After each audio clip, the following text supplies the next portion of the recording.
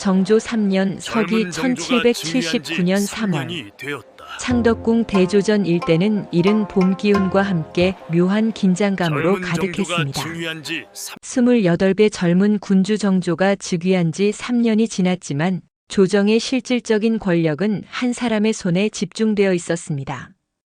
바로 도승지 겸 금의대장을 겸직하고 있던 홍국영이었습니다. 홍국영.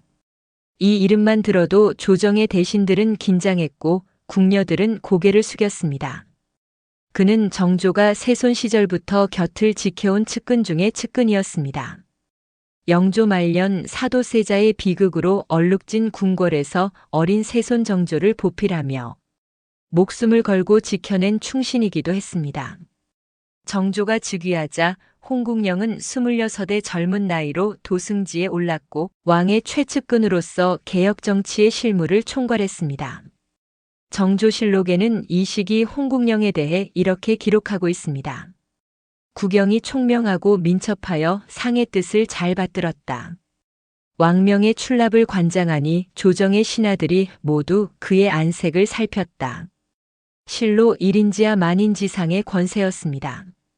그런 홍국영에게는 21살 아래의 어린 여동생이 있었습니다.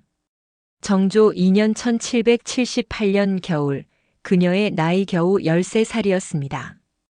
홍씨 가문은 풍산 홍씨로 본래 남인 계열의 명문가였으나 홍국영의 부친 홍봉안대에 이르러서는 그다지 두드러지지 않는 가문이었습니다. 하지만 홍국영이 정조의 총애를 받으며 승승장구하자 홍씨 가문의 위상은 하늘을 찌를 듯 높아졌습니다. 정조 2년 12월 궁궐에 파문이 일었습니다. 홍국영이 상소를 올려 자신의 여동생을 후궁으로 간택해 줄 것을 청한 것입니다. 이는 매우 이례적인 일이었습니다. 통상 후궁 간택은 왕실에서 주도하는 것이지 신하가 먼저 자신의 가족을 천거하는 일은 거의 없었기 때문입니다. 더구나 그 여동생의 나이가 고작 13살이라는 점은 더욱 조정을 술렁이게 만들었습니다. 승정원일기 정조 2년 12월 23일자 기록을 보면 홍국영의 상소문이 상세히 기록되어 있습니다. 신의 누이 동생이 비록 어리나 효성스럽고 단정하여 규중의 예절을 갖추었사옵니다. 전하께서 후사를 위해 궁인을 선발하신다 하오니 감히 아뢰옵니다. 언뜻 겸손해 보이는 표현이었지만 그 이면에는 외척으로서의 지위를 굳건히 하려는 정치적 계산이 깔려 있었습니다. 정조는 홍국영의 청을 받아들였습니다. 하지만 그 방식은 실로 파격적이었습니다. 정조 3년 1779년 1월 13살의 홍씨 소녀는 후궁으로 간택되었는데 처음부터 정일품 원빈의 작호를 받았습니다. 이것이 얼마나 파격적인 일인지 이해하려면 조선시대 후궁 제도를 살펴봐야 합니다. 조선시대 후궁의 품계는 정일품 빈부터 종사품 수건까지 4등급이었습니다. 통상적으로 후궁이 처음 간택될 때는 종사품 수건이나 정산품 소위로 책봉되고 왕자나 공주를 낳거나 오랜 세월 내조의 공을 세워야 비로소 정일품 빈에 오를 수 있었습니다. 그런데 홍씨는 입궁과 동시에 최고 품계인 정일품 빈에 책봉되었습니다. 더구나 원빈이라는 작호는 으뜸, 처음이라는 의미로 정조의 첫 번째 후궁이자 가장 중요한 후궁임을 선언하는 것이었습니다. 정조실록 3년 1월 15일자 기록에는 이렇게 적혀 있습니다. 홍국영의 누이를 간택하여 원빈으로 삼았다. 이는 국구, 왕의 장인에 준하는 예우였다. 이것이 얼마나 파격적이었는지는 왕실의 반응에서도 드러났습니다. 당시 왕비였던 효의왕 후김씨는 정조보다 한 살 위로 정조 즉위 전인 1762년에 세손빈으로 간택되어 17년째 정조의 곁을 지키고 있었습니다. 효의왕 후는 현모양처의 표본과도 같은 인물이었지만 아직 후사를 생산하지 못한 상태였습니다. 이런 상황에서 13살 소녀가 정일품 빈으로 입궐한다는 것은 사실상 효의왕 후의 지위를 위협하는 일이었습니다. 정조 3년 3월 7일 드디어 원빈 홍씨의 입궁 의례가 거행되었습니다. 이날 창덕궁 도나문 앞은 구경 나온 백성들로 인산인해를 이루었습니다. 후궁의 입궁은 왕비 책봉만큼은 아니어도 왕실의 경사였고 특히 13살의 어린 소녀가 정일품 비누로 입궁한다는 소문은 도성 안팎에 퍼져 있었습니다. 입궁 행렬은 화려했습니다. 승정원 일기에 따르면 원빈의 입궁 행차에는 8인교가 사용되었습니다. 8인교는 8명의 가마꾼이 매는 가마로 정일품 이상의 고관이나 왕실 여성만이 탈 수 있었습니다. 통상 후궁이 처음 입궁할 때는 4인교를 사용했는데 원빈은 처음부터 최고 등급의 가마를 탄 것입니다. 가마 주위로는 금이군 50명이 호위했고 악공들이 연주하는 음악 소리가 행렬을 따라 울려 퍼졌습니다. 궁녀들은 원빈이 탄 가마 앞뒤로 도열하여 꽃잎을 뿌렸습니다.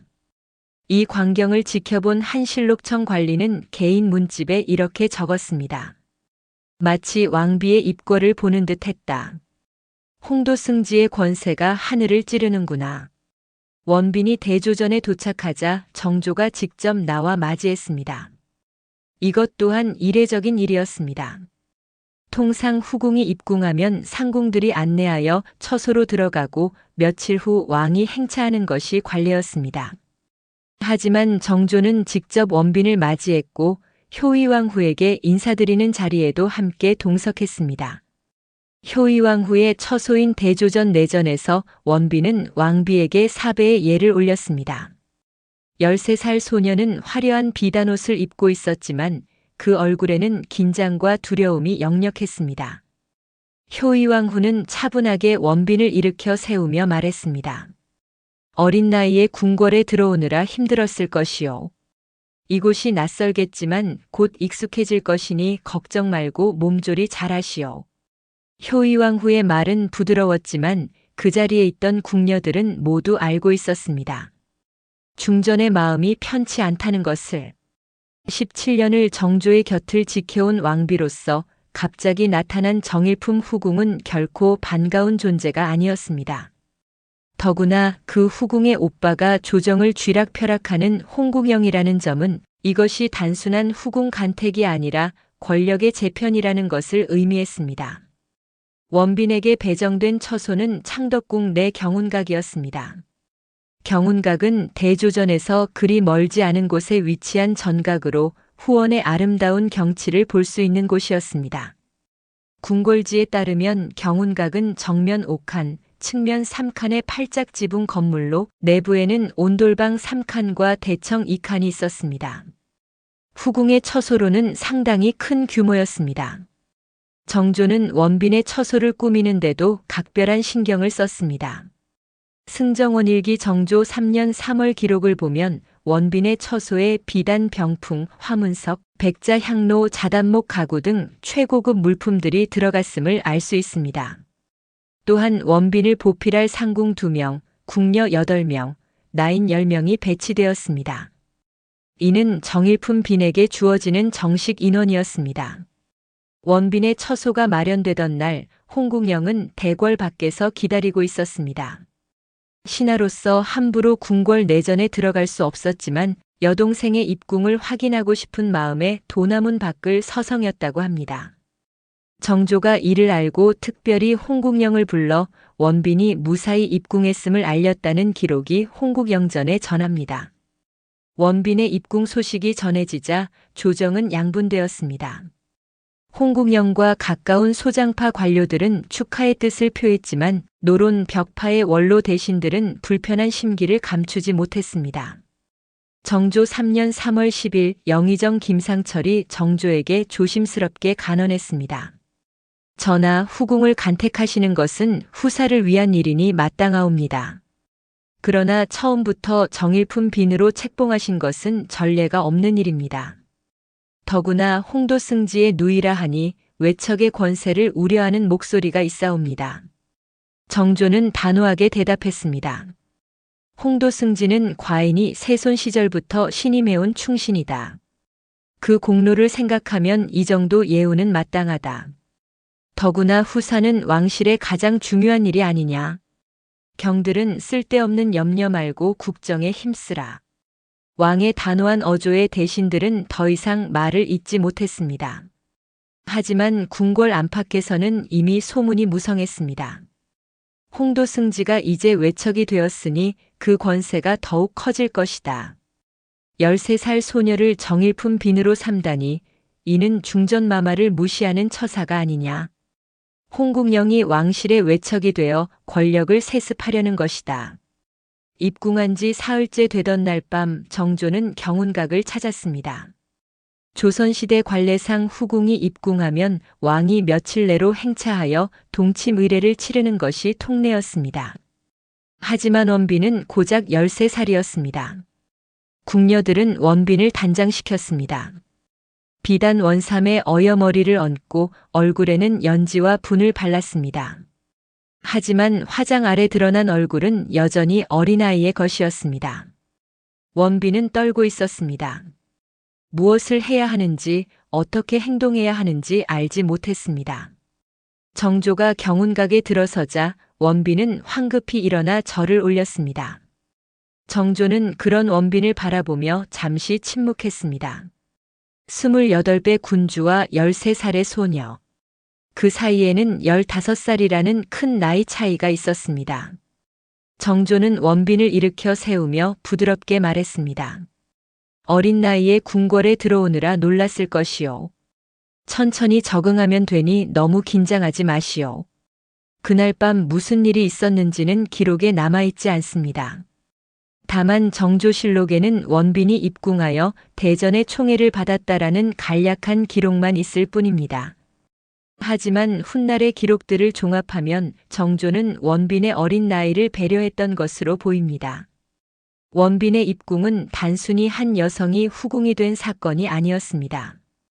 이는 홍국영의 권력이 외척으로까지 확장되었다는 것을 의미했고 정조 초기 권력 구도의 변화를 상징하는 사건이었습니다. 정조실록 3년 3월 기사에는 이런 평가가 실려 있습니다. 홍국영의 누이가 원빈이 되자 조정의 신하들이 모두 홍국영에게 축하를 올렸다. 이로써 홍국영의 권세는 더욱 공고해졌고 반대파는 감히 목소리를 내지 못했다. 13살 소녀는 자신도 모르는 사이에 권력의 핵심이 되어버렸습니다. 그녀의 존재 자체가 홍국영의 영향력을 증명하는 상징이었고 그녀가 만약 왕자를 낳는다면 홍씨 가문은 영원한 외척으로 자리 잡을 것이었습니다. 하지만 13살 소녀에게 그런 권력의 무게를 감당할 준비는 되어 있지 않았습니다. 경운각 처소에서 원빈은 밤마다 눈물을 흘렸다고 합니다. 고향의 어머니가 그리웠고 함께 놀던 친구들이 보고 싶었습니다. 궁녀들은 그런 원빈을 달래며 말했습니다. 마마, 곧 익숙해지실 것입니다. 이곳이 이제 마마의 집이옵니다. 하지만 원빈에게 궁궐은 집이 아니라 거대한 감옥처럼 느껴졌습니다. 높은 담장, 엄격한 규율, 끊임없이 자신을 지켜보는 시선들. 13살 소녀는 그저 집으로 돌아가고 싶었습니다. 하지만 그것은 이미 불가능한 일이었습니다.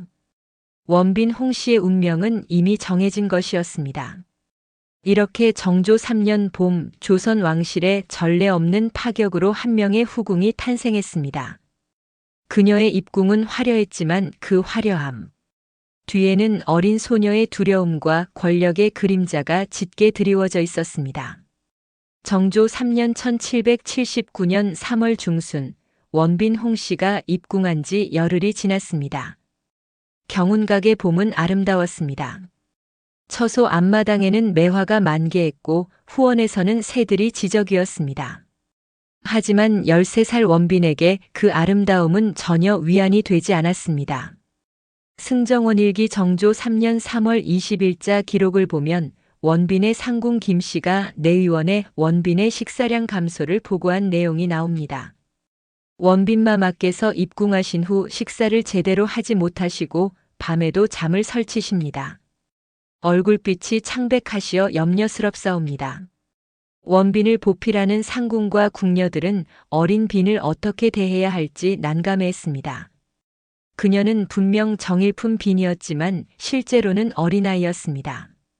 궁중 예법을 가르치려 해도 이해하지 못했고 혼자 처소에 남겨지면 울음을 터뜨리기 일쑤였습니다.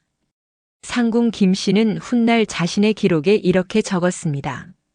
원빈 마마는 어리신 탓에 궁중 생활을 감당하기 어려워 보였다. 밤이면 어머니를 부르며 우시고 낮에는 멍하니 창밖만 바라보셨다. 아무리 달래도 소용이 없었다. 궁중 여관록 중에서 입궁 보름째 되던 날 원빈은 효의왕후를 정식으로 아련해야 했습니다. 조선 왕실의 법도에 따르면 후궁은 정기적으로 왕비에게 문안을 드리고 예를 갖추어야 했습니다. 특히 입궁 초기에는 더욱 자주 왕비를 찾아뵙는 것이 관례였습니다.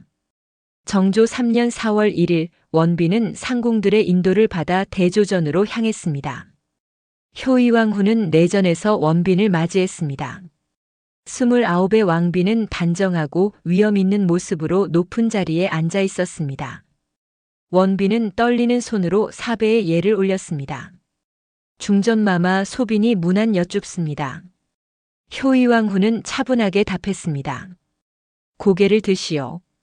궁중 생활에 적응은 하고 있소? 예, 마마. 모두들 잘 보살펴 주십니다. 원빈의 목소리는 작고 떨렸습니다. 효의왕후는 원빈의 얼굴을 자세히 살폈습니다. 창백한 얼굴, 불안한 눈빛, 어색한 몸가짐. 어린 소녀에 불과했습니다.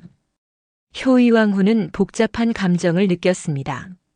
한편으로는 동정심이 일었지만 다른 한편으로는 이 소녀가 자신의 지위를 위협할 수도 있다는 경계심도 들었습니다.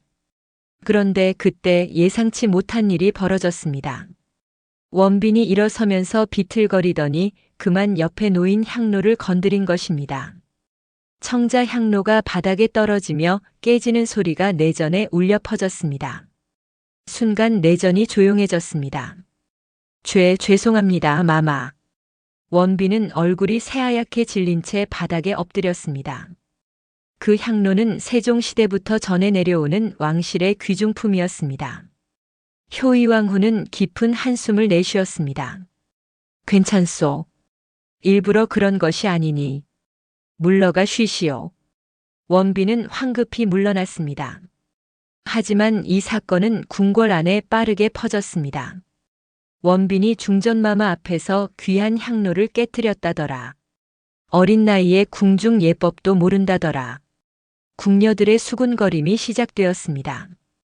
원빈이 궁중 생활에 적응하지 못하고 있다는 소식은 금세 홍국영의 귀에 들어갔습니다. 정조 3년 4월 10일 홍국영은 정조에게 특별히 청을 올렸습니다. 전하 소신의 누이 동생이 아직 어려 궁중 생활이 힘겹다 하옵니다. 부디 각별히 돌봐주시옵소서. 정조는 고개를 끄덕였습니다. 경의 누이이니 당연히 잘 보살필 것이오. 염려 말라. 하지만 홍국영의 걱정은 그것만이 아니었습니다. 그는 여동생이 하루빨리 왕의 총애를 받아 원자를 낳기를 바랐습니다. 그래야만 홍씨 가문이 대대로 외척의 지위를 누릴 수 있었기 때문입니다. 정조실록 3년 4월 기사에는 이런 기록이 있습니다. 홍국영이 자주 원빈의 처소에 물품을 보냈다. 귀한 약재, 비단, 장신구 등이었다. 심지어 궁중 규례를 넘어서는 물품도 있었으나 홍국영의 권세 때문에 감히 지적하는 이가 없었다. 홍국영은 여동생이 왕의 총애를 받도록 온갖 방법을 동원했습니다. 경운각의 처소를 더욱 화려하게 꾸미게 했고 최고의 음식을 공급하게 했습니다. 또한 궁녀들에게 원빈을 극진히 모시라고 압력을 넣었습니다. 하지만 이런 홍국영의 과도한 관심은 오히려 원빈에게 부담이 되었습니다. 원빈은 오빠가 자신에게 거는 기대를 알고 있었습니다. 왕자를 낳아야 한다는 무언의 압박, 홍씨 가문이 영광을 지켜야 한다는 책임감. 13살 소녀가 감당하기에는 너무나 무거운 짐이었습니다. 정조 3년 5월 궁중에서는 단오 행사가 준비되고 있었습니다. 단오는 왕실의 중요한 명절 중 하나로 왕비와 후궁들은 모두 참석해야 했습니다. 원빈에게는 입궁 후 첫 번째 공식 행사였습니다. 행사 전날 상궁 김씨는 원빈에게 궁중 예법을 가르쳤습니다. 마마, 내일은 중전마마를 비롯한 여러 상궁들이 모두 참석하십니다. 마마께서는 중전마마 다음 자리에 앉으시되 함부로 말씀하시면 안 됩니다. 중전마마께서 먼저 말씀하시기 전까지는. 원빈은 고개를 끄덕였지만 사실 제대로 이해하지 못했습니다. 너무 복잡했고 너무 많은 규칙이 있었습니다. 정조 3년 5월 5일 단오 행사가 대조전 뜰에서 열렸습니다. 효의왕후가 상석에 앉았고 원빈은 그 옆에 자리했습니다. 여러 상궁과 궁녀들이 도열했고 악공들이 음악을 연주했습니다. 그런데 문제가 발생했습니다. 행사 중에 왕비에게 차를 올리는 순서가 있었는데 원빈이 자신도 차를 받을 수 있다고 착각한 것입니다. 궁녀가 왕비에게만 차를 올리자 원빈은 무심코 말했습니다. 저는요. 순간 좌중이 조용해졌습니다. 후궁은 왕비와 함께하는 행사에서 왕비와 동등한 예우를 받을 수 없었습니다. 차를 받는 것도 왕비만의 특권이었습니다. 하지만 원빈은 그것을 몰랐습니다. 효의왕후는 차가운 목소리로 말했습니다. 원빈, 궁중 예법을 아직 모르시는 모양이군요. 이런 자리에서 후궁은 조용히 앉아 있어야 합니다. 원빈의 얼굴이 붉어졌습니다. 모든 사람이 자신을 쳐다보고 있었습니다. 창피함과 수치심에 눈물이 핑 돌았지만 참아야 했습니다.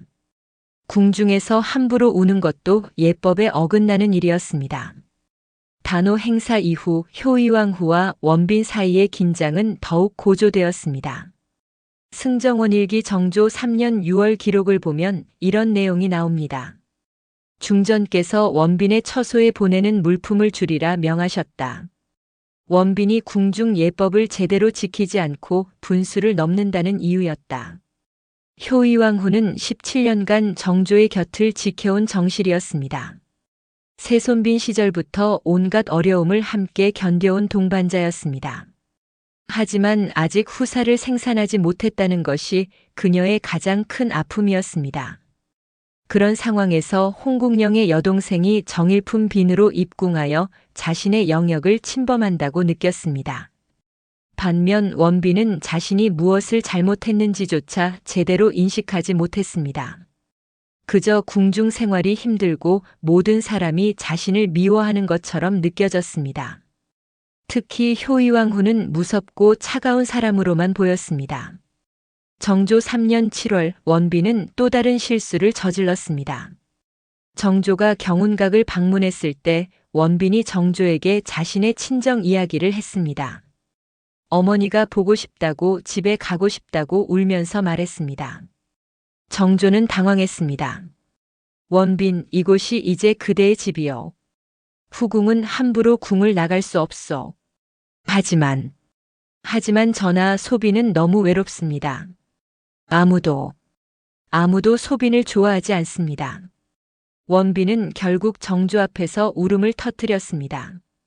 정조는 어린 원빈을 달래면서도 속으로는 곤혹스러웠습니다. 후궁이 왕 앞에서 이렇게 감정을 드러내는 것은 예법에 맞지 않았기 때문입니다. 원빈의 이런 모습은 곧 궁중의 소문으로 퍼졌습니다. 궁녀들은 뒤에서 수군거렸습니다. 원빈마마께서 대전 앞에서 우셨다지 뭐예요? 아직 어리시니 어쩔 수 없죠. 하지만 정일품 빈의 품위는 어디 갔는지. 홍도승지의 권세만 믿고 계신 거 아니에요? 중전마마를 무시하는 것 같아요.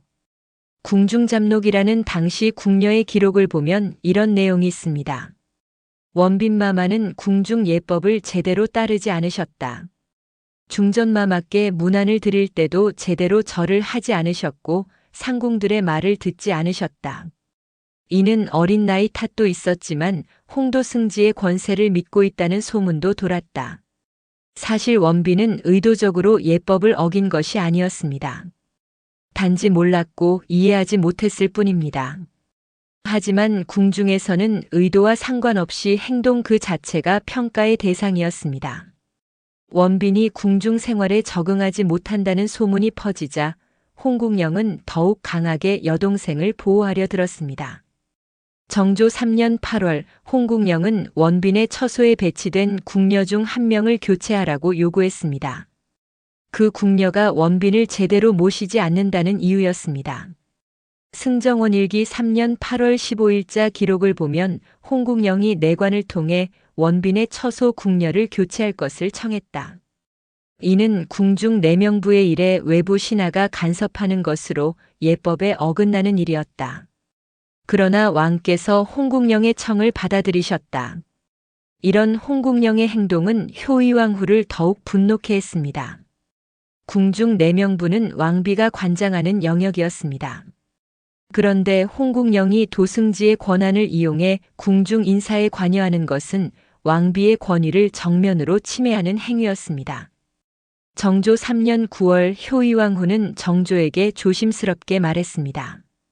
전하, 홍도승지가 지나치게 원빈의 일에 간섭하고 있사옵니다.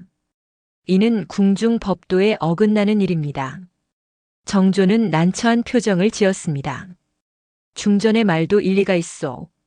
하지만 홍도승지는 과인의 오랜 신하이고 원빈은 아직 어리지 않소? 조금만 이해해 주시오.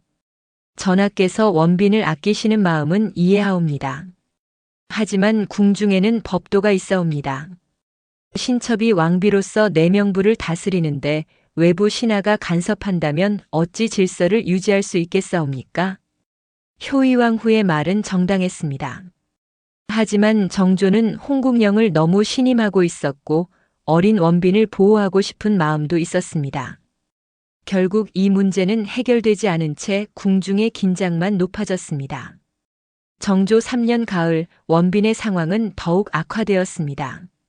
궁녀들은 원빈을 제대로 모시지 않았고 상궁들도 형식적으로만 예를 갖출 뿐이었습니다.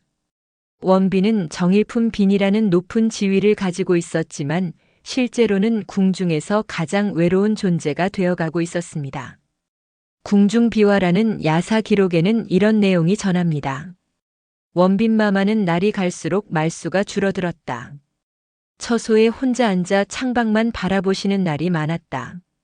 식사도 제대로 하지 않으셨고 밤에는 악몽에 시달리셨다. 상궁들이 여쭈어도 대답하지 않으시고 그저 눈물만 흘리셨다. 원빈은 오빠 홍국영이 자신을 위해 애쓰고 있다는 것을 알았습니다. 하지만 그 모든 노력이 오히려 자신을 더욱 힘들게 만들고 있다는 것도 느꼈습니다.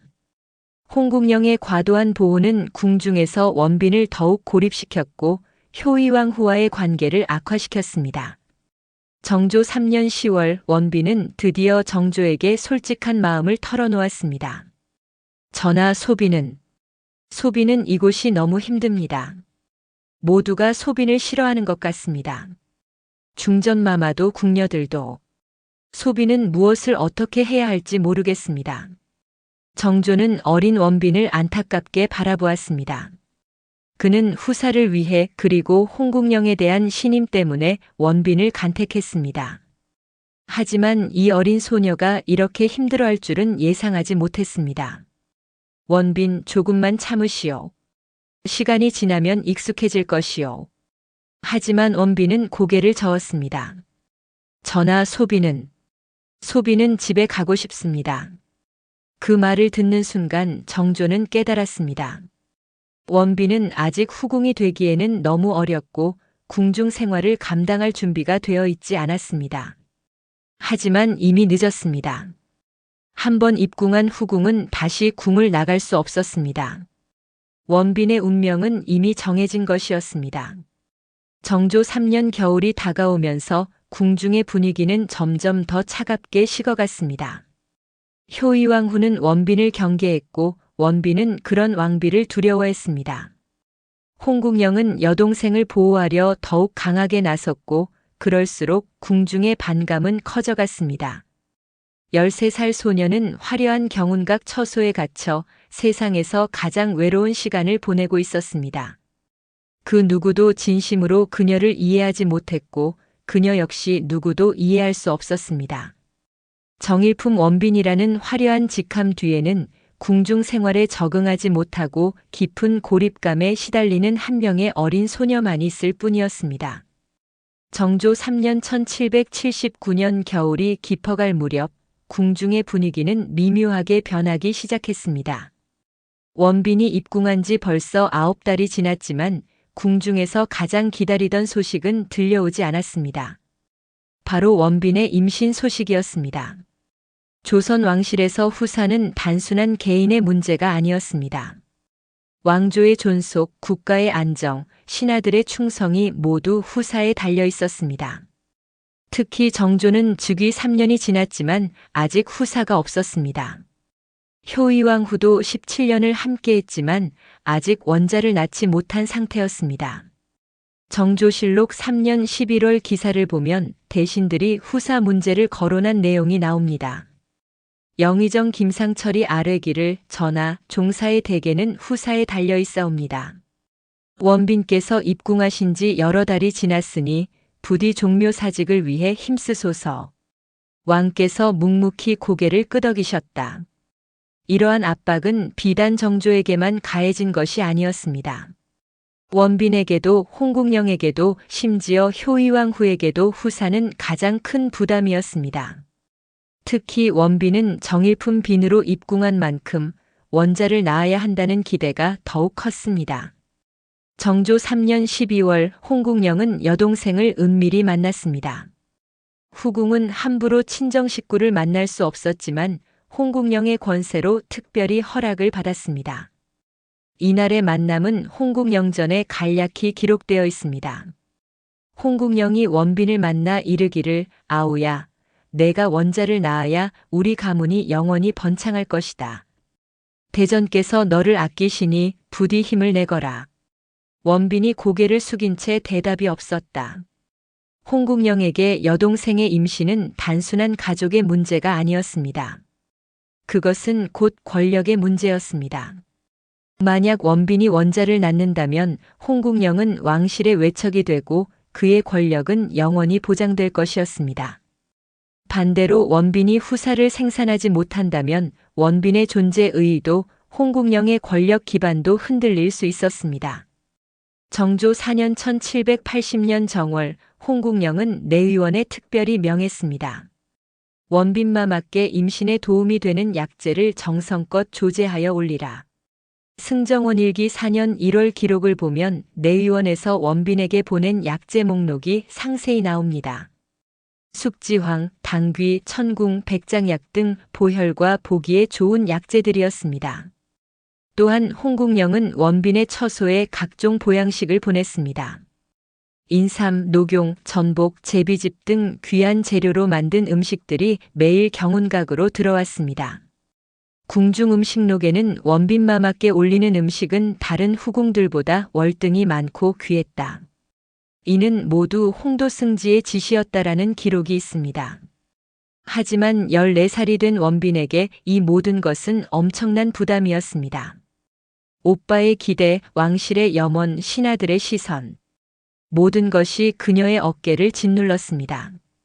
원빈은 자신이 왜 원자를 낳아야 하는지, 그것이 얼마나 중요한 일인지 머리로는 이해했습니다.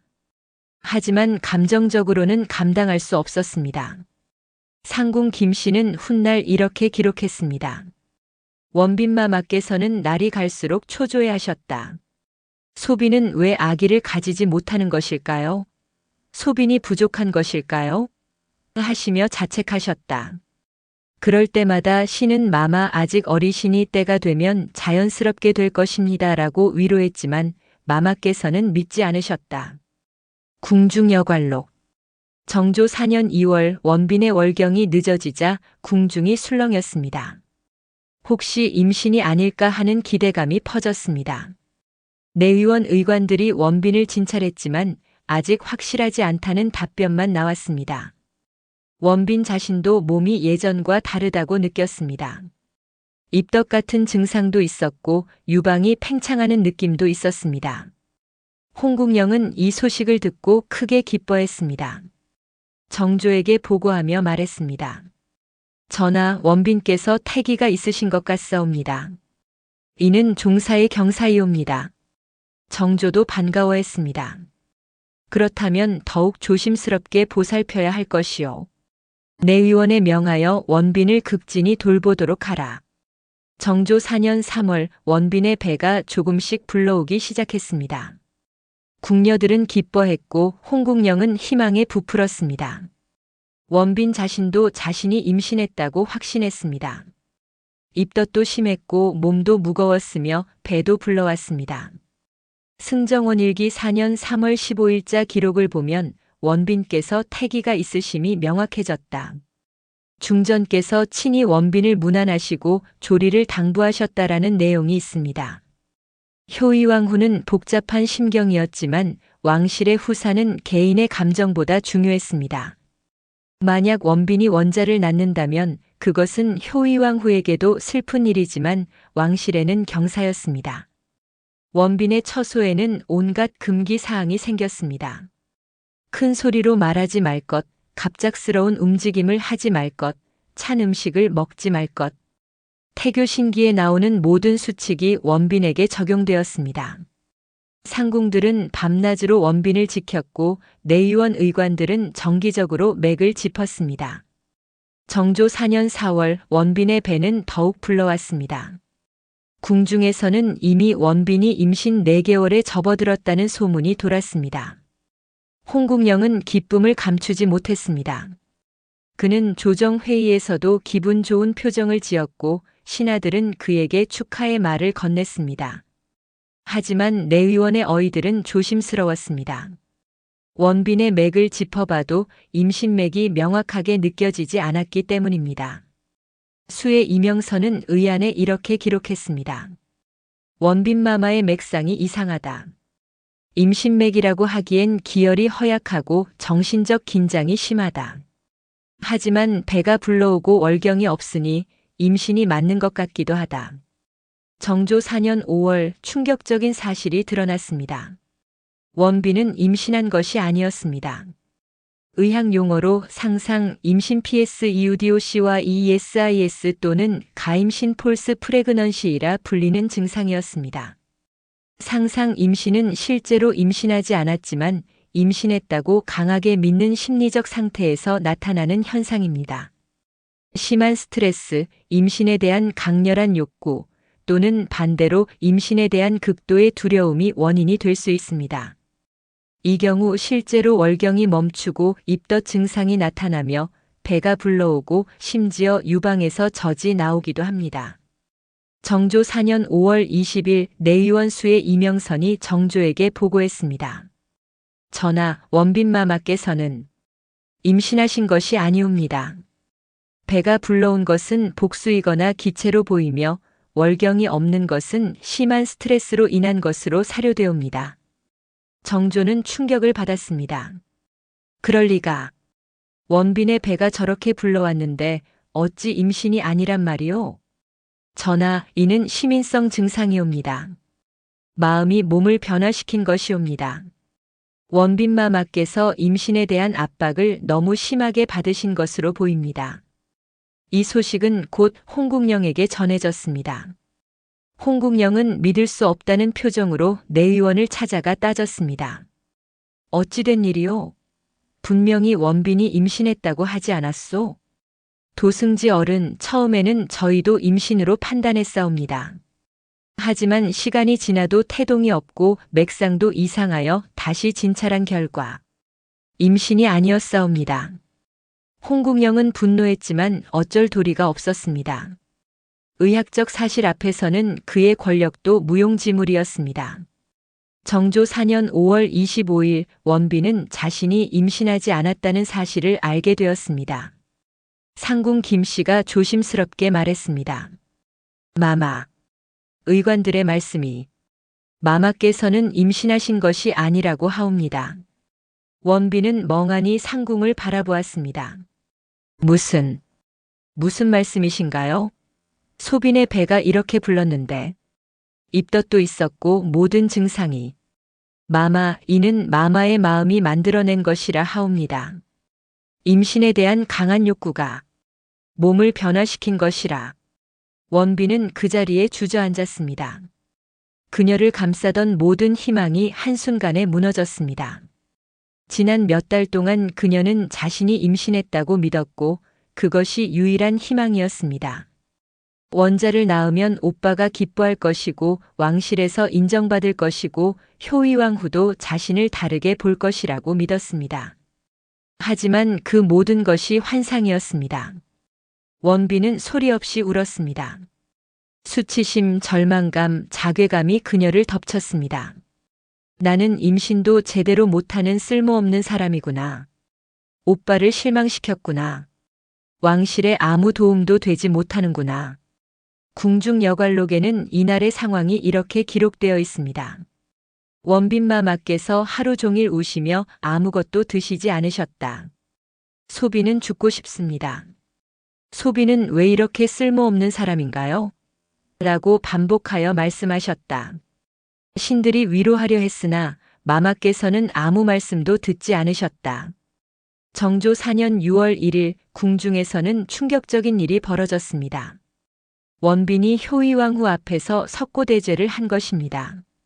석고대죄란 짚을 깔아놓고 그 위에 앉아 죄를 기다리는 것으로 중죄를 지었거나 큰 잘못을 범했을 때 하는 극단적인 사죄 방식이었습니다.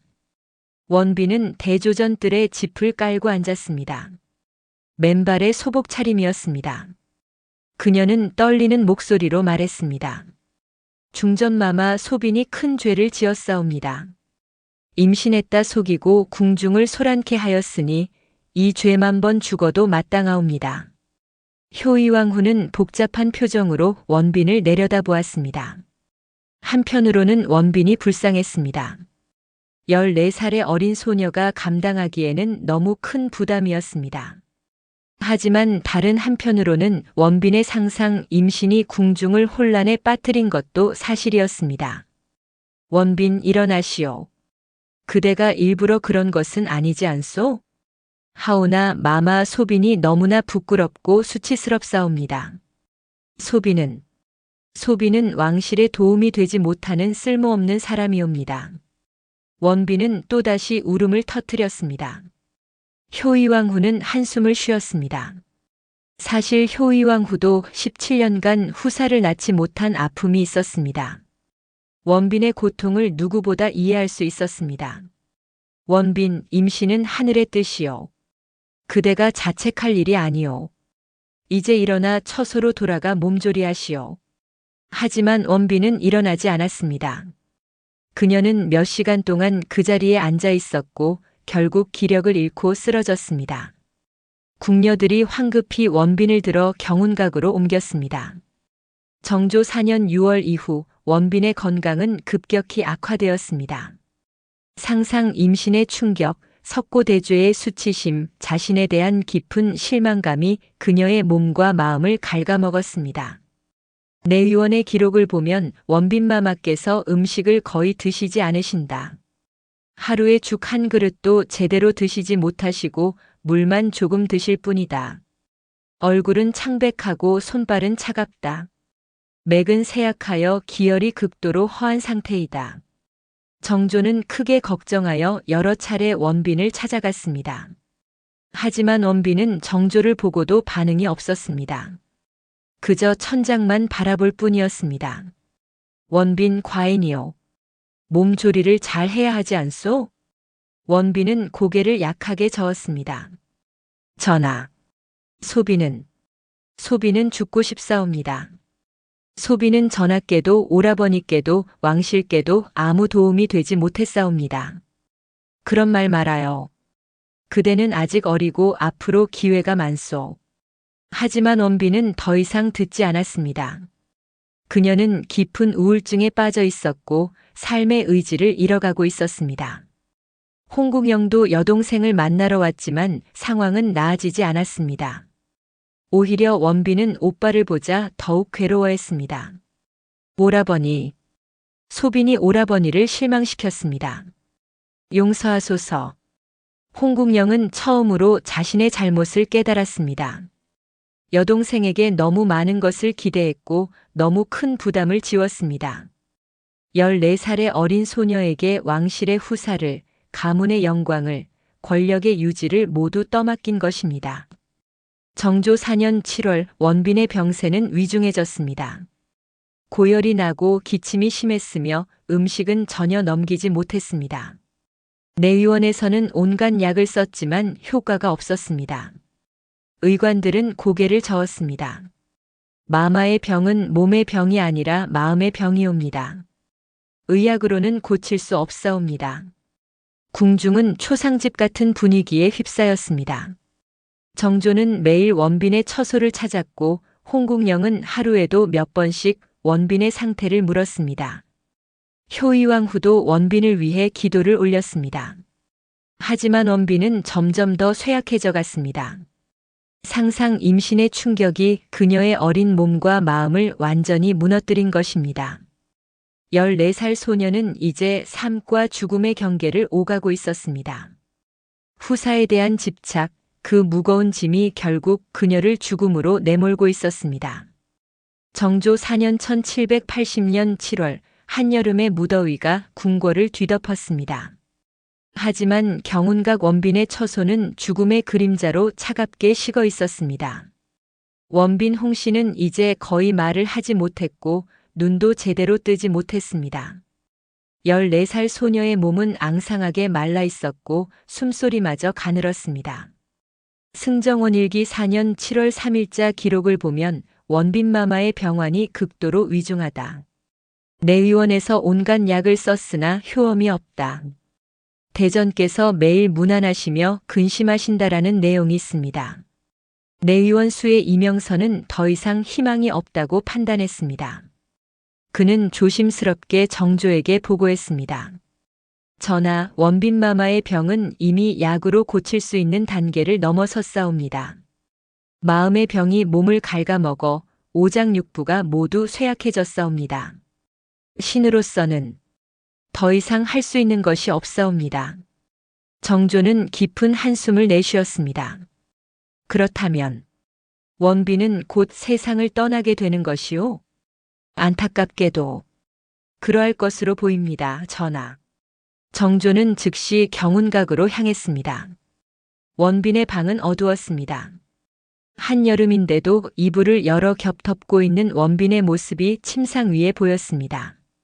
정조가 다가가자 원빈은 간신히 눈을 떴습니다.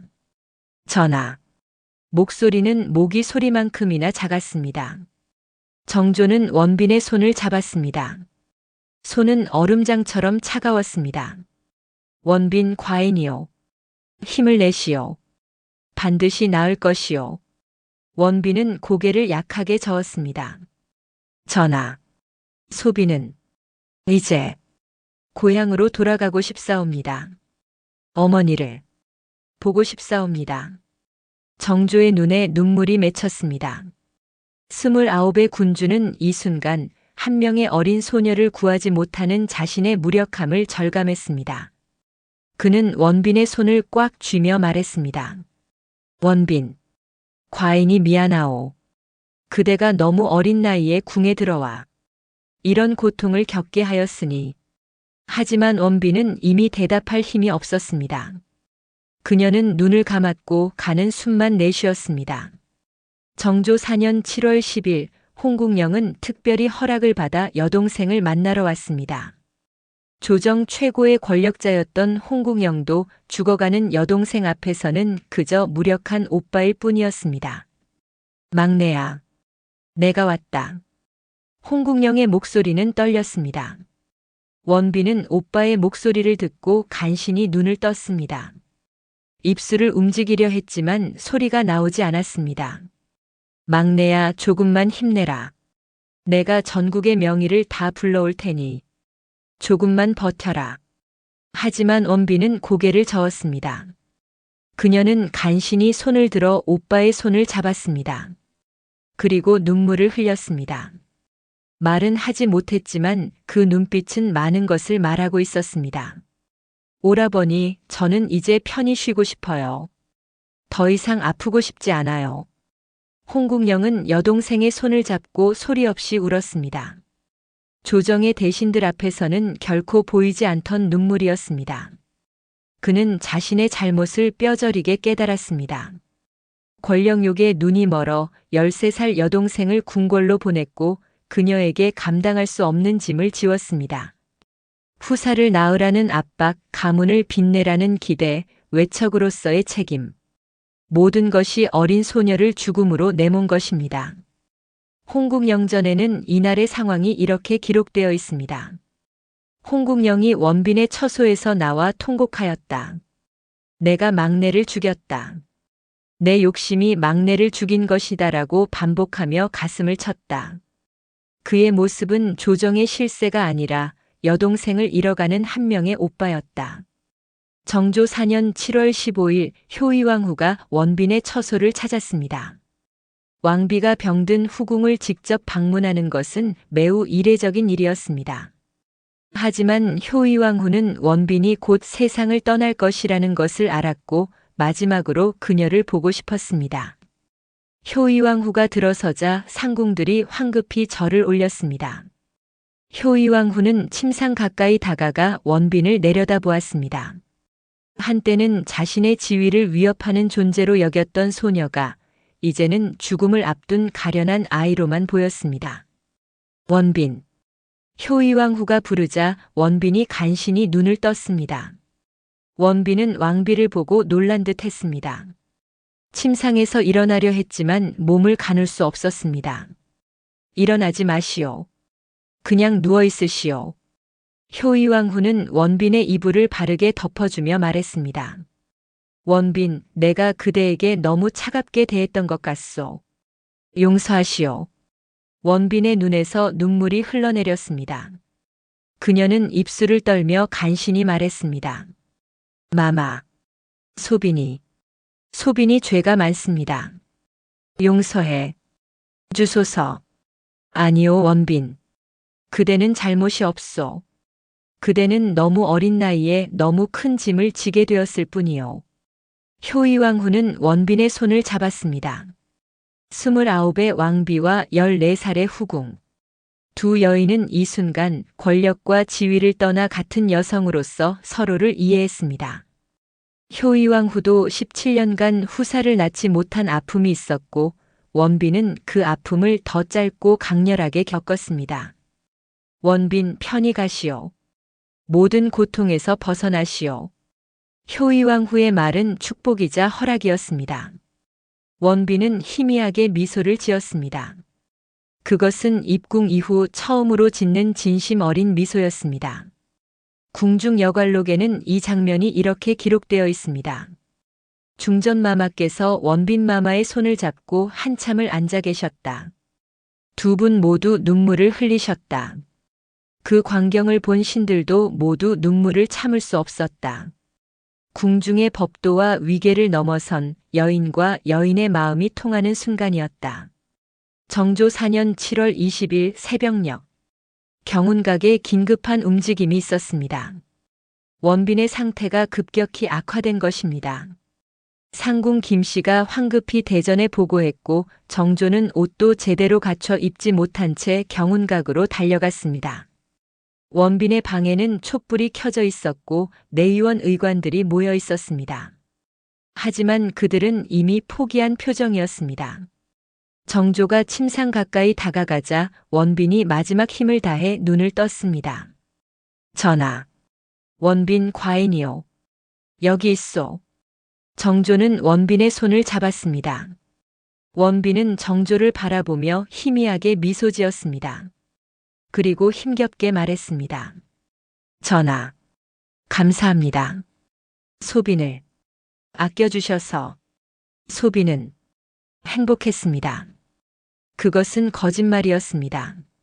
원빈은 궁중에서 행복하지 않았습니다. 매일이 고통이었고 외로움이었고 두려움이었습니다. 하지만 그녀는 마지막 순간 자신을 아껴준 사람들에게 위로의 말을 남기고 싶었습니다. 원빈. 과인이야말로 미안하오. 정조의 목소리가 떨렸습니다. 하지만 원빈은 더 이상 듣지 못했습니다. 그녀의 손에서 힘이 빠졌고 가는 숨이 멈췄습니다. 정조 4년 1780년 7월 20일 새벽 4시 원빈 홍씨가 세상을 떠났습니다. 향년 14세. 입궁한 지 꼭 1년 4개월 만이었습니다. 마마, 마마. 상궁들이 통곡했고 궁녀들이 울음을 터뜨렸습니다. 정조는 원빈의 손을 잡은 채 한참을 움직이지 못했습니다. 29의 군주는 이 순간 한 명의 어린 생명을 구하지 못한 자신의 무력함에 깊은 슬픔을 느꼈습니다. 정조실록 4년 7월 20일자 기록에는 이렇게 적혀 있습니다. 원빈 홍씨가 흉하였다. 나이 14세였다. 상께서 크게 슬퍼하시며 어린 나이에 궁에 들어와 고생만 하다 가는구나라고 하시며 눈물을 흘리셨다. 원빈의 부고가 전해지자 궁궐 전체가 슬픔에 잠겼습니다. 효의왕후는 대조전에서 원빈을 위해 제를 올렸고 홍국영은 조정회의도 참석하지 못하고 통곡했습니다. 정조는 즉시 원빈에게 시호를 내렸습니다. 인숙이라는 시호였습니다. 이는 어질다는 뜻이고 숙은 맑고 착하다는 뜻입니다. 시법에 따르면 이는 어질고 사람을 사랑함을 의미하고 숙은 온화하고 정숙함을 의미합니다. 정조는 원빈에게 이 시호를 내리며 말했습니다. 원빈은 비록 어린 나이에 세상을 떠났지만 그 마음은 어질고 착했다. 인숙이라는 시호야말로 그녀에게 가장 어울린다. 시호를 내리는 것만으로도 이례적인 일이었습니다. 통상 후궁이 죽으면 시호를 내리지 않고 그냥 빈 또는 시로만 불렀습니다. 하지만 정조는 원빈에게 특별히 시호를 내렸고 이는 그녀에 대한 정조의 애틋한 마음을 보여주는 것이었습니다. 정조는 원빈의 장례를 왕실 최고의 예우로 치르도록 명했습니다. 승정원 일기 4년 7월 22일자 기록을 보면 원빈의 장례를 빌례로 거행하되 특별히 가례하라 명하셨다라는 내용이 있습니다. 원빈의 빈궁, 임시 빈소은 경운각에 마련되었습니다. 화려한 병풍이 둘러쳐졌고 혼백을 모신 신주 앞에는 향이 피워졌습니다. 궁녀들은 흰 상복을 입고 빈소를 지켰습니다. 정조는 매일 원빈의 빈소를 찾아 제를 올렸습니다. 일성록 4년 7월 기록을 보면 정조가 원빈을 위해 직접 제문을 지었다는 내용이 나옵니다. 제문의 일부는 이렇습니다. 아, 슬프다. 그대는 어린 나이에 궁에 들어와 짧은 시간을 보내고 세상을 떠나는구나. 과인이 그대를 제대로 보살피지 못하여 이런 비극을 만들었으니 과인의 죄가 크도다. 부디 저 세상에서는 편히 쉬기를 바란다. 정조의 제문은 진심 어린 애도와 자책으로 가득했습니다. 군주로서가 아니라 한 명의 인간으로서 느끼는 슬픔과 죄책감이 묻어났습니다. 홍국영도 빈소를 찾았습니다. 그는 여동생의 관 앞에서 하루 종일 무릎을 꿇고 있었습니다. 눈물도 이미 마른 듯 그저 멍하니 앉아 있었습니다. 조정의 대신들이 조문을 와도 홍국영은 반응하지 않았습니다. 홍국영전에는 이렇게 기록되어 있습니다. 홍국영이 원빈의 빈소에서 사흘 밤낮을 떠나지 않았다. 아무것도 먹지 않고 아무 말도 하지 않았다. 그의 얼굴은 10년을 늙은 듯 했고 눈빛은 생기를 잃었다. 정조 4년 8월 5일 원빈 홍씨의 장례식이 거행되었습니다. 원빈의 묘소는 경기도 양주의 한 언덕에 정해졌습니다. 왕실 묘역은 아니었지만 풍수지리상 좋은 명당이었습니다. 장례 행렬은 창덕궁 도나문을 나서 양주로 향했습니다. 상회 앞에는 홍국영이 걸었고 뒤로는 궁녀들과 상궁들이 따랐습니다. 정조는 도나문까지 나와 원빈을 배웅했습니다. 행렬이 도성을 빠져나갈 때 백성들이 길가에 늘어서 있었습니다. 그들은 14살의 세상을 떠난 어린 빈을 애도하며 눈물을 흘렸습니다. 연려실 기술에는 이렇게 기록되어 있습니다. 원빈의 상여가 지나갈 때 도성의 백성들이 모두 나와 애도했다. 어린 나이에 궁에 들어가 고생만 하다 가셨다며 눈물을 흘렸다. 양주의 묘소에 도착하여 원빈은 땅에 묻혔습니다. 묘비에는 원빈 홍씨 인숙지묘라고 새겨졌습니다. 홍국영은 관이 땅에 묻히는 것을 보며 무릎을 꿇었습니다. 막내야, 이제 편히 쉬어라. 형이 미안하다. 홍국영의 목소리는 바람에 흩어졌습니다. 한여름의 뜨거운 햇살 아래 원빈 홍씨는 영원한 잠에 들었습니다. 원빈의 장례가 끝난 후 궁궐은 깊은 슬픔에 잠겼습니다. 정조는 원빈의 죽음을 오래도록 애도했습니다. 일성록을 보면 정조가 원빈이 죽은 후 몇 달 동안 우울해했다는 기록이 나옵니다. 효의왕 후도 원빈의 죽음을 안타까워했습니다. 그녀는 원빈을 위해 정기적으로 제를 올렸고 원빈의 명복을 빌었습니다. 한때는 경쟁자로 여겼던 소녀가 이제는 가엾은 희생자로만 기억되었습니다.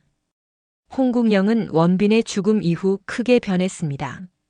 한때 자신감 넘치고 강했던 그는 이제 침울하고 조용해졌습니다. 조정회의에서도 예전처럼 적극적이지 않았고 정조에게도 예전만큼 가까이 가지 않았습니다. 원빈 홍씨의 죽음은 정조 초기의 비극이었습니다. 13살의 어린 나이에 정일품 빈으로 입궁하여 감당할 수 없는 압박과 기대를 받다가 결국 1년 4개월 만에 14살로 세상을 떠났습니다. 그녀의 짧은 생은 권력의 희생양이었고 시대의 비극이었습니다. 하지만 정조는 그녀를 잊지 않았습니다. 원빈에게 시호를 내리고 파격적인 장례를 치르고 오래도록 애도했습니다. 그것은 정조가 할 수 있는 마지막 배려였고 어린 소녀에 대한 속죄였습니다. 원빈 홍씨 인숙. 그녀는 이제 역사 속에서 영원히 기억될 것입니다. 짧고 비극적이었지만 진실했던 한 소녀의 이야기로. 정조 4년 1780년 8월 원빈의 장례가 끝난 지 며칠이 지났습니다. 궁궐은 여전히 애도의 분위기였지만 권력의 세계는 결코 멈추지 않았습니다. 홍국영은 여동생의 죽음으로 깊은 슬픔에 빠져 있었지만 동시에 냉정한 현실을 직시해야 했습니다. 원빈의 죽음은 홍국영에게 치명적인 타격이었습니다. 그가 외척으로서 권력을 세습하려던 계획이 완전히 무너진 것입니다. 원빈이 왕자를 낳았다면 홍국영은 영원한 외척이 될 수 있었지만 이제 그 가능성은 사라졌습니다. 정조실록 4년 8월 15일자 기록을 보면 조정의 분위기가 변하기 시작했다는 것을 알 수 있습니다. 원빈이 흥한 후 홍국영의 권세가 예전 같지 않다는 소문이 돌았다. 노론 벽파의 대신들이 다시 목소리를 내기 시작했고 홍국영을 견제하려는 움직임이 일었다. 홍국영은 이러한 변화를 민감하게 느꼈습니다. 그는 자신의 권력 기반이 흔들리고 있다는 것을 알았습니다. 그리고 그는 위험한 결정을 내렸습니다. 왕실과의 연결고리를 다시 만들기로 한 것입니다. 정조 4년 9월 홍국영은 정조에게 충격적인 제안을 올렸습니다. 원빈에게 양자를 드리자는 것이었습니다. 죽은 후궁에게 양자를 드린다는 것은 전례가 거의 없는 일이었지만 홍국영은 자신의 계획을 강하게 밀어붙였습니다. 승정원 일기 4년 9월 3일자 기록을 보면 홍국영이 상소하기를 원빈께서 비록 흥하셨으나 정일품 빈으로서의 지위는 남아있사옵니다. 왕실의 법통을 위해 원빈께 양자를 세우심이 마땅하옵니다라고 하였다. 정조는 난처해했습니다. 원빈이 죽은 지 얼마 되지 않았는데 벌써 양자를 드린다는 것은 너무 성급한 일이었습니다. 하지만 홍국영은 오랜 신하였고 여동생을 잃은 슬픔도 이해했습니다. 정조는 고민 끝에 허락했습니다. 경의 뜻을 이해하겠소. 그러나 누구를 양자로 삼을 것이요? 홍국영은 이미 대상을 정해두고 있었습니다. 전하, 은원군의 아들 상계군 이담을 원빈의 양자로 삼는 것이 어떠하옵니까? 이 제안을 듣는 순간 조정은 술렁였습니다. 은원군은 정조의 이복 동생이었고 상계군 이담은 정조의 조카였습니다. 즉 왕실의 직계 혈통이었습니다. 홍국영은 죽은 원빈과 왕실의 직계를 양자 관계로 묶어 자신의 가문을 영원히 왕실과 연결하려 한 것입니다. 홍국영의 제안이 알려지자 조정은 크게 반발했습니다. 특히 노론 벽파의 대신들은 이것이 홍국영의 권력욕에서 비롯된 것이라며 강하게 비판했습니다. 정조 4년 9월 10일 영의정 김상철이 정조에게 간언했습니다. 전하, 원빈께 양자를 드리는 것은 전례가 없는 일입니다. 더구나 상계군은 왕실의 직계 종친이옵니다. 이를 원빈의 양자로 삼는다면 이는 법도에 어긋나고 왕실의 질서를 흐트러뜨리는 일이옵니다. 우의정 홍락성도 거들었습니다. 전하, 신도 영상의 말씀에 동의하옵니다. 홍도승지의 마음은 이해하나 이는 지나친 처사이옵니다. 원빈께서 생전에 자식을 낳지 못하셨는데 흥한 후에 왕실의 종친을 양자로 삼는다는 것은 온당치 못합니다. 정조실록 4년 9월 12일자 기록을 보면 당시 조정의 분위기가 얼마나 험악했는지 알 수 있습니다. 대신들이 연이어 상소하여 원빈의 양자 책봉을 반대했다. 이는 홍국영이 왕실과의 연을 끊지 않으려는 사사로운 욕심이다. 외척의 권력이 지나치게 커지는 것을 경계해야 한다는 내용이었다. 하지만 홍국영은 물러서지 않았습니다. 그는 자신의 권력을 이용해 반대파를 압박했고 정조에게도 계속 청을 올렸습니다. 정조는 홍국영과 대신들 사이에서 갈등했습니다. 사실 정조도 홍국영의 이 계획을 탐탁지 않게 여기고 있었습니다. 원빈의 죽음 이후 정조는 홍국영에 대해 복잡한 감정을 느끼고 있었습니다. 한편으로는 오랜 신하이자 충신이라는 신뢰가 있었지만 다른 한편으로는 홍국영의 지나친 권력욕이 어린 원빈을 죽음으로 몰아넣었다는 생각도 들었습니다. 일성록 4년 9월 20일자를 보면 정조의 내면이 드러나는 기록이 있습니다. 과인이 원빈의 일을 생각하면 마음이 아프다. 어린 나이에 궁에 들어와 고생만 하다 세상을 떠났으니 이것이 모두 과인의 잘못이다. 그런데 홍국영은 원빈이 죽은 지 얼마 되지도 않아 양자를 드리겠다고 한다. 이것이 과연 여동생을 생각하는 마음인가 아니면 권력을 유지하려는 욕심인가? 정조는 점점 홍국영을 의심하기 시작했습니다. 원빈의 죽음이 단순히 병 때문이 아니라 홍국영이 여동생에게 지운 과도한 부담 때문이라는 생각이 들었습니다. 후사를 낳으라는 압박, 가문을 빛내라는 기대, 이 모든 것이 14살 소녀를 죽음으로 내몬 것입니다.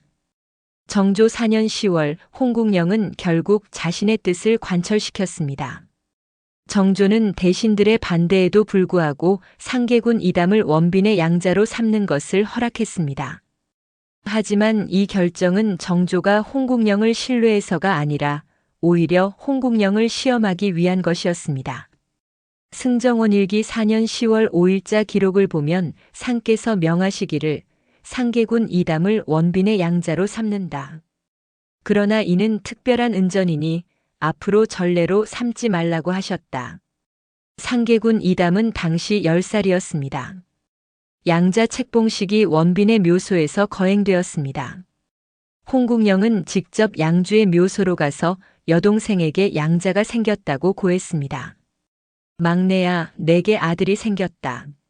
상계군이 내 아들이 되었으니 이제 우리 홍씨 가문과 왕실은 영원히 연결된 것이다. 홍국영은 만족스러워했지만 그의 얼굴에는 예전의 자신감이 보이지 않았습니다. 홍국영전에는 이렇게 기록되어 있습니다. 홍국영이 양자 책봉 후에도 기뻐하는 기색이 없었다. 오히려 불안한 표정이었다. 그는 자신의 권력이 이미 기울고 있다는 것을 느끼고 있었다. 양자 책봉 사건은 오히려 홍국영의 권력을 약화시키는 결과를 가져왔습니다. 조정의 대신들은 홍국영을 더욱 경계했고 정조도 홍국영에 대한 신뢰가 흔들리기 시작했습니다. 정조 4년 11월 조정에서는 홍국영을 탄핵하는 상소가 올라오기 시작했습니다. 정조실록 4년 11월 3일자 기록을 보면 사헌부에서 상소하기를 홍국영이 권력을 남용하여 사사로운 이익을 도모하고 있사옵니다. 원빈의 양자 책봉은 그 대표적인 예이옵니다. 외척의 권력이 지나치면 국가가 위태로워지니 엄중히 경계해야 하옵니다라고 하였다. 사간원에서도 비슷한 내용의 상소를 올렸습니다. 홍국영이 도승지의 지위를 이용해 궁중 인사에 간섭하고 왕실의 일에 과도하게 개입하고 있습니다. 이는 신하의 도리가 아니옵니다. 정조는 이러한 상소들을 읽으며 깊은 고민에 빠졌습니다. 홍국영은 자신이 세손 시절부터 신뢰해온 신하였습니다. 영조 말년의 어려운 시기를 함께 견뎌낸 동지였습니다. 하지만 이제 홍국영은 권력에 집착하는 모습을 보이고 있었습니다. 정조 4년 12월 정조는 마침내 결단을 내렸습니다. 홍국영을 도승지에서 해임하기로 한 것입니다. 이것은 단순한 인사 조치가 아니라 홍국영의 몰락을 의미하는 것이었습니다. 정조 4년 12월 15일 정조는 홍국영을 불러 말했습니다. 경은 과인을 오래 보필했고 그 공로가 크오. 하지만 이제 경도 쉬어야 할 때가 아니겠소? 도승지의 직을 내려놓고 한직으로 옮기는 것이 어떻겠소? 홍국영은 청천벽력 같은 말을 들었습니다. 도승지 해임은 곧 권력의 핵심에서 밀려난다는 의미였습니다. 그는 떨리는 목소리로 말했습니다. 전하, 신이 무슨 잘못을 저질렀사옵니까? 경이 잘못을 저지른 것은 아니오. 하지만 경이 너무 오래 한자리에 있었고 조정에서 경에 대한 견제의 목소리가 크오. 과인도 어쩔 도리가 없소.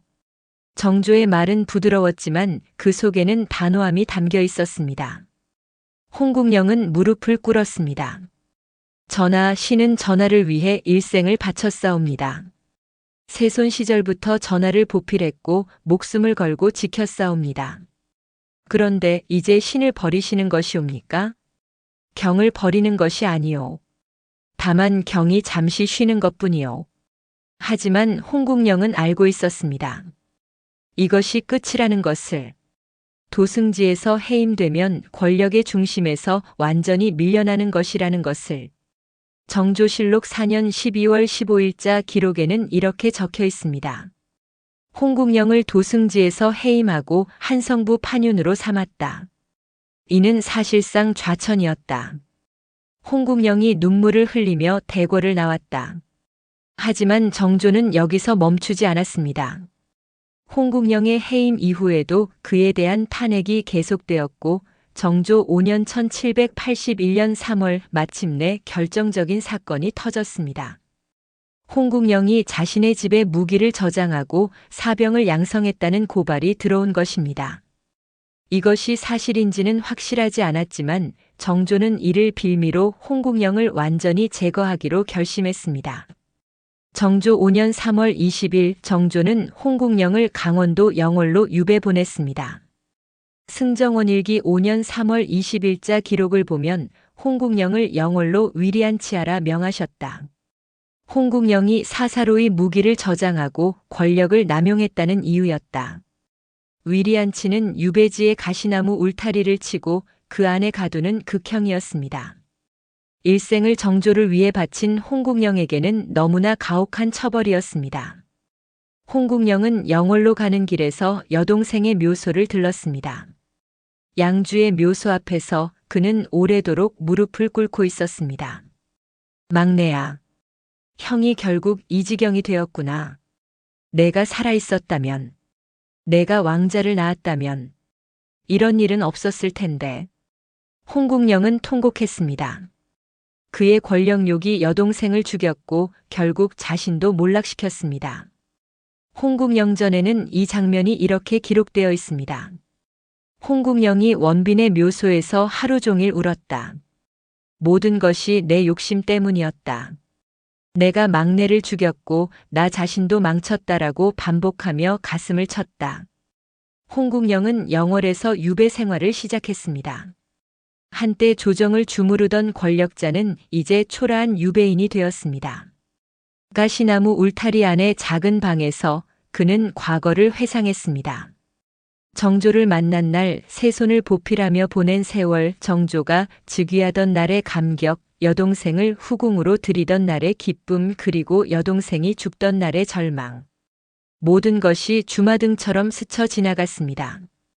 정조 5년 9월 홍국영은 영월 유배지에서 병을 얻었습니다.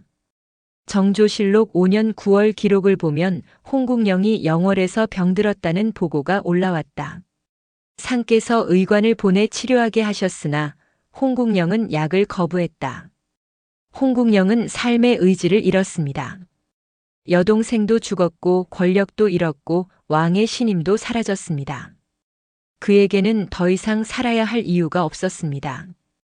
정조 5년 10월 7일 홍국영은 영월 유배지에서 숨을 거두었습니다. 향년 31살. 한때 조선 조정의 실세였던 남자는 외로운 죽음을 맞이했습니다. 정조실록 5년 10월 7일자 기록에는 이렇게 적혀 있습니다. 홍국영이 영월에서 죽었다. 상께서 이 소식을 듣고 한참을 말이 없으시다가 경은 과인의 오랜 신하였다. 비록 말년에 잘못이 있었으나 그 공로를 잊을 수 없다고 하시며 눈물을 흘리셨다. 홍국영의 시신을 고향으로 보내 장사 지내게 하셨다. 홍국영의 시신은 고향으로 옮겨져 여동생 원빈의 묘소 근처에 묻혔습니다. 오빠와 여동생은 죽어서야 다시 가까이 있게 되었습니다. 원빈 홍 씨와 홍국영의 이야기는 정조 초기의 비극을 상징합니다. 권력을 향한 집착, 왕실의 후사에 대한 압박, 어린 소녀의 희생, 그리고 권력자의 몰락. 이 모든 것이 불과 몇 년 사이에 일어난 일이었습니다. 후대의 역사가들은 이 사건을 다양하게 평가했습니다. 어떤 이는 홍국영의 권력욕을 비판했고 어떤 이는 원빈의 희생을 안타까워했으며 어떤 이는 정조의 결단을 칭찬했습니다. 연려실 기술에는 이런 평가가 실려 있습니다. 원빈 홍 씨는 13살에 입궁하여 14살에 죽었다. 그녀의 삶은 짧고 비극적이었다. 오빠 홍국영의 권력욕이 그녀를 죽음으로 몰았고 그 권력욕은 결국 홍국영 자신도 파멸시켰다. 이는 권력이 얼마나 위험한 것인지를 보여주는 교훈이다. 정조실록의 사관은 이렇게 평했습니다. 홍국영은 세손을 보필한 공이 컸으나 권력에 집착하여 결국 스스로를 망쳤다. 원빈은 아무 죄가 없었으나 오빠의 야심 때문에 희생되었다. 이는 외척 정치의 폐해를 보여주는 사례이다. 원빈 홍 씨의 묘소는 지금도 경기도 양주에 남아 있습니다. 작은 봉분과 간단한 묘비. 원빈 홍 씨 인숙지묘라는 글자가 세월에 발해 있습니다. 그 옆에는 홍국영의 묘도 있습니다. 이 묘소를 찾는 이들은 많지 않습니다.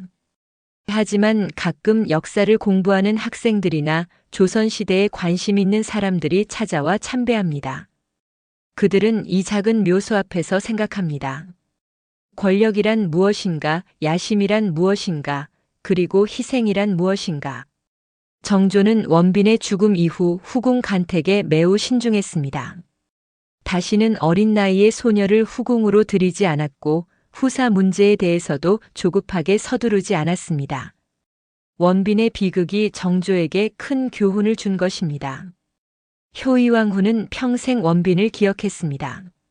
매년 원빈의 기일이 되면 제를 올렸고 원빈의 명복을 빌었습니다. 한때 경쟁자였던 소녀가 이제는 가슴 아픈 기억으로 남았습니다. 양자로 입적된 상계군 이담은 훗날 성장하여 조용히 살았습니다. 그는 자신이 원빈의 양자였다는 사실을 거의 언급하지 않았고 정치에도 관여하지 않았습니다. 홍국영의 몰락을 목격한 그는 권력의 위험성을 잘 알고 있었습니다. 원빈 홍 씨와 홍국영의 이야기는 여러 역사서에 기록되었습니다. 정조실록, 승정원일기, 일성록, 연려실기술 등의 그들의 이야기가 상세히 남아 있습니다. 특히 정조실록은 이 사건을 객관적으로 기록하려 노력했습니다. 홍국영의 공과 과를 균형 있게 평가했고 원빈의 비극을 있는 그대로 서술했습니다. 정조의 고민과 결단도 세밀하게 기록했습니다. 후대의 학자들은 이 사건을 통해 여러 교훈을 얻었습니다. 권력의 속성, 외척 정치의 문제점, 왕실 혼인의 정치성, 여성의 희생 등 다양한 주제로 연구되었습니다. 현대의 역사학자들도 원빈 홍 씨의 사례를 주목합니다. 조선시대 여성의 삶, 궁중 생활의 실상, 권력 구조의 변화 등을 연구하는 데 중요한 자료가 되기 때문입니다. 원빈 홍 씨의 짧은 생은 이제 역사의 일부가 되었습니다. 13살에 입궁하여 14살에 죽은 소녀. 정일품 빈이라는 화려한 지위 뒤에 숨겨진 외로움과 고통. 권력의 희생양이 된 어린 생명. 이 모든 것이 역사 속에 기록되어 후세 사람들에게 교훈을 주고 있습니다. 정조 초기의 급격한 권력 변화, 홍국영의 부침, 원빈의 비극. 이 모든 것은 하나의 큰 드라마였습니다. 그 드라마의 중심에는 14살의 소녀가 있었고 그녀의 짧은 생과 슬픈 죽음은 역사에 깊은 흔적을 남겼습니다. 지금도 양주의 작은 묘소에는 봄이 오면 꽃이 피고 가을이 오면 낙엽이 떨어집니다. 원빈 홍 씨는 그곳에서 영원히 쉬고 있습니다. 더 이상 후사에 대한 압박도 궁중 예법에 대한 스트레스도 오빠의 기대도 없습니다. 그저 평화로운 잠. 그것이 14살 소녀가 마침내 얻은 것입니다.